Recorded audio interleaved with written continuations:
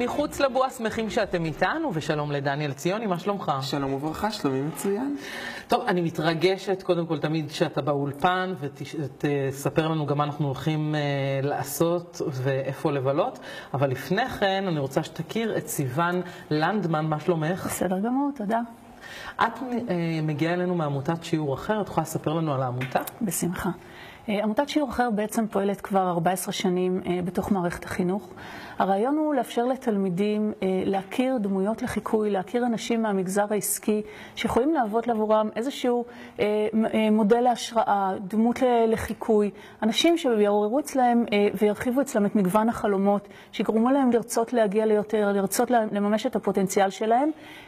ובעצם אותם אנשים מהמגזר העסקי הם בעצם באים בהתנדבות לתוך בית הספר בשתי תוכניות מרכזיות שאנחנו מקיימים. תוכנית אחת היא כשם העמותה תוכנית שיעור אחר. בתוכנית הזו אנחנו בעצם פונים לארגונים עסקיים ומציעים לעובדים מתוך אותו ארגון להתנדב כקבוצה. כך שכל עובד בעצם בא פעמיים בשנה להעביר איזשהו שיעור העשרה מתחום הדעת שלו. אם זה עורך דין, הוא יספר על מה זה להיות עורך דין או על נושא מסוים מתחום המשפטים. אם זה חברת הייטק, מהנדס, הוא יבוא ויספר על מה הוא עושה בעבודה שלו כמהנדס. ובעצם אותה קבוצת עובדים מעבירה קורס העשרה של 12 מפגשים, שבסיומו הם באים לסיור בארגון המתנדב ומקיימים איזושהי פעילות סביב אותו תוכן. התוכנית הזו מיועדת לבתי ספר היסודיים מכיתות ה' ועד כיתות י"א בתיכונים, והיא בעצם מאפשרת לילדים... איפה זה מתקיים? באיזה אזורים בארץ? בכל הארץ. אנחנו פורסים בכל הארץ בתוכנית הספציפית הזו מעל 400 בתי ספר ברחבי הארץ, שוב בגילאים השונים, כשלמעשה 50% מהעשייה שלנו היא בפריפריה, בין אם בדרום או בצפון. מעבר לכך... יש עדיפות למקומות מסוימים? יש נכונות יותר מצד אזורים מסוימים? בעיקרון העמותה הספציפית בתוכנית של שיעור אחר פועלת אך ורק בבתי ספר שהם במדד טיפוח גבוה. זאת אומרת, בתי ספר שבהם נדרש יותר טיפוח. מדד הטיפוח הזה נקבע... ממי אתם מקבלים את המידע הזה? ממשרד החינוך. למעשה משרד החינוך... יש שיתוף פעולה מלא? שיתוף פעולה מלא ומאוד מוצלח עם מערכת החינוך. אנחנו בעצם פועלים בתוך שעות הלימודים הפורמליות, כך שאנחנו חייבים להיות מאושרים על ידי משרד החינוך לפעילות ההתנדבותית שלנו. מי אחראי על העמותה? לעמותה יש ועד מנהל, כמו כל עמותה, שהוא מורכב גם מאנשי חינוך, גם מאנשים מהמגזר העסקי. יש לה מנכ"לית שמנהלת אותה, ואנחנו צוות של 35 אנשים בערך שפועלים ברחבי הארץ, כל אחד באזור הגיאוגרפי שלו. אני ספציפית גם מהצפון. ובאמת אנחנו פועלים גם כדי לגוון מבחינת פריפריה גיאוגרפית, אבל גם וחשוב לא פחות זו הפריפריה החברתית. זאת אומרת, יכול להיות ילד שגדל באזור המרכז, אבל אם הוא גדל בדרום תל אביב, הנגישות שלו למגדלי עזריאלי היא מאוד מאוד מצומצמת. אבל כשהוא פוגש את האנשים מאותם ארגונים עסקיים, והוא מדבר את השפה שלהם, והוא הולך לסיור בארגון שלהם, הוא בעצם מרגיש שהוא יכול, הוא מרגיש שהנתיב פתוח ואפשרי עבורו. זה נראה בעצם... פתאום כאילו משהו שהוא יותר נגיש? יותר נגיש, יותר בר ביצוע. הוא מכיר את השפה, הוא מכיר את האנשים, הוא יודע איך הם מתלבשים, הוא יודע מה הם עושים. אנחנו מדברים על משהו, מפגש שהוא חד פעמי? לא, אנחנו מדברים על כמה מפגשים, למעשה קורס העשרה של 12 מפגשים, שמבחינת הארגון הוא מועבר כל פעם על ידי עובד אחר, אבל מבחינת התלמיד הוא עובר איזשהו קורס שיש לו תוכן משותף. אז כל בית ספר בעצם אתם משייכים לו ארגון או עסק מסוים בעצם? נכון, כל בית ספר אנחנו משייכים ארגון. הרבה פעמים שיתוף הפעולה מתחיל באותו קורס העשרה של שיעור אחר, ואחר כך מתרחב גם להפיקים נוספים. אתם פונים לאותם ארגונים? כן, אנחנו מקיימים גם את הקשר עם הארגון. מה שיעור ההתגייסות? כמה אנשים... תראי, יש לנו באזור ה-5,000 מתנדבים בתוכנית הספציפית הזו, ותכף אני אדבר על התוכנית הנוספת גם, התגייסות מדהימה של ארגונים שבאמת אין להם אינסנטיב פרסומי כזה או אחר, אלא באמת באים המון ארגונים שהם מתחרים, בנקים שונים, וכולם... מי מעריצים התלמידים? מה אתם רואים? מה אתם מגלים? הם מעריצים את מי שמתחברים אליו. זה באמת, זה יכול להיות עורך דין, וזה יכול להיות איש הייטק, וזה יכול להיות מישהו מההתאחדות לכדורגל לצורך העניין. זאת אומרת, מי שבא ומדבר ומספר את הסיפור האישי שלו, ויודע לדבר לתלמידים בגובה העיניים, אותו התלמידים מעריצים. הם פשוט זקוקים לזה שיראו אותם, שידברו איתם ויאמינו בהם. את ראית, נגיד, גרף אולי שיכולתם לראות שינוי, שאחרי סדרת ההרצאות, אחרי הקורס הזה, פתאום פתאום רמת המוטיבציה שלהם עלתה, או הם רצו פתאום להיות כמו המודל לחיקוי, ללכת בעקבותיהם? חד משמעית. זאת אומרת, התלמידים, ובעיקר התלמידים הצעירים יותר, הם מאוד מאוד מושפעים, הם מאוד מאוד מתלהבים, ורבים מהם ממש מצהירים, אני רוצה להיות כמוך. אגב, אז זה יכול להיות, אני רוצה להיות כמוך איש הייטק, וזה יכול להיות, אני רוצה להיות כמוך מתנדב, שזה מה שכל כך יפה. זאת אומרת, הם מקבלים גם את כל הערכים המוספים של העובדה שהחבר'ה האלה באים בהתנדבות.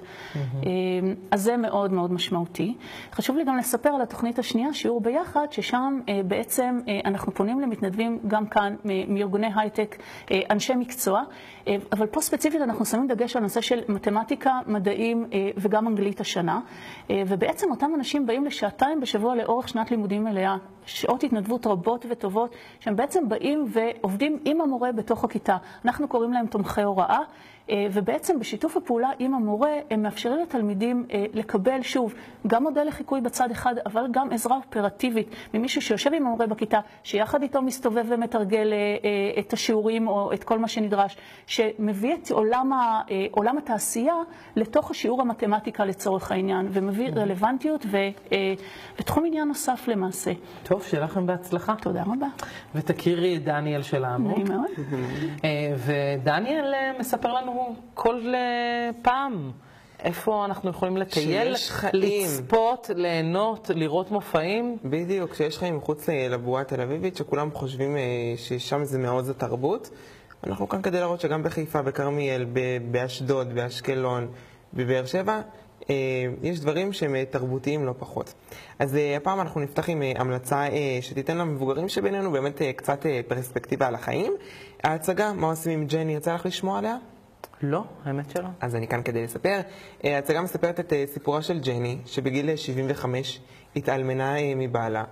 עכשיו מה מתבקש? שהיא תיפול לעצב, לגישדור, לדיכאון, לדכדוך.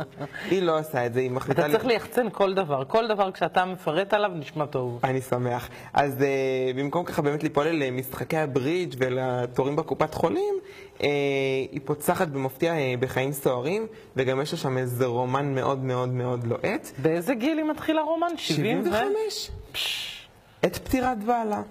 בקיצור, זה בהשתתפות השחקנית הכל כך מוכשרת, ליה קניג, שבגיל 86 באמת היא מוכיחה לנו שגיל זה רק מספר, מקפצת מבמה לבמה.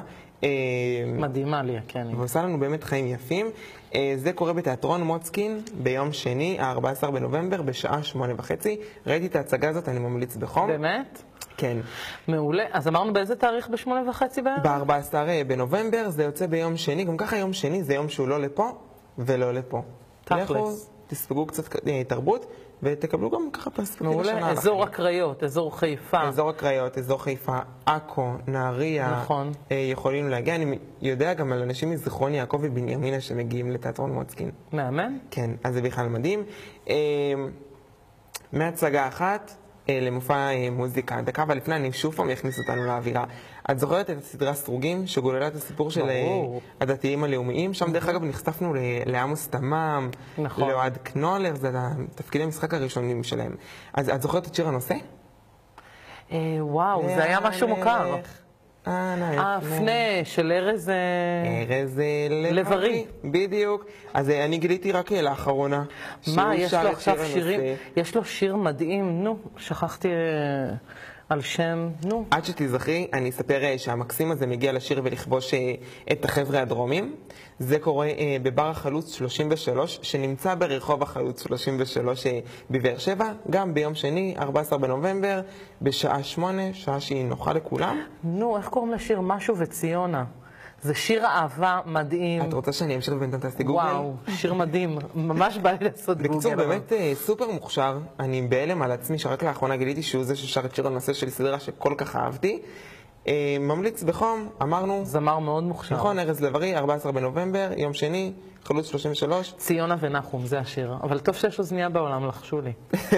בדרך הביתה אני אשים אותו ככה בריטי. ציונה ונחום, אחד מהשירים הרומנטיים. תקשיב למילים, כן. אז אני אקשיב.